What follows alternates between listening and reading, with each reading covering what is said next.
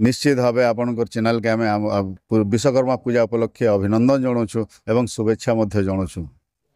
मो सौमेन्द्र परिचा बलांगीर आमर बलांगीर जिला गरीब बस मालिक संघर संपादक। आम सब बेले आम भगवान को पूजा अर्चना करवाटा आमर स्वाभाविक है।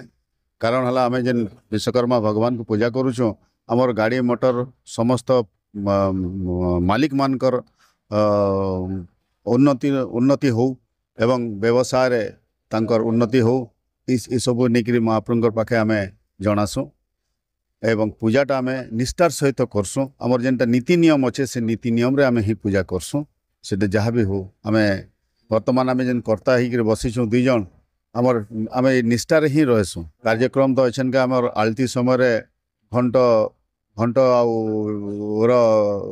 आलतीटा हवा एवं तार परे परे आमर प्रसाद सेवन अच्छे।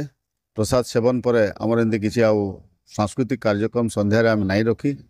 कारण है ये जगार एडे बड़ जगार माने सांस्कृतिक कार्यक्रमटा के रखवाटा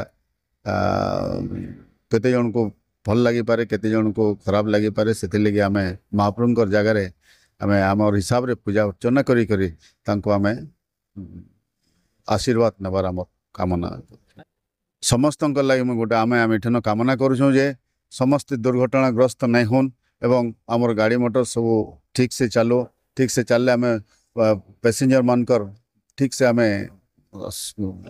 तार सुविधा दे पारमु जीवा आसवा गमनागमन सुविधा दे पारमु।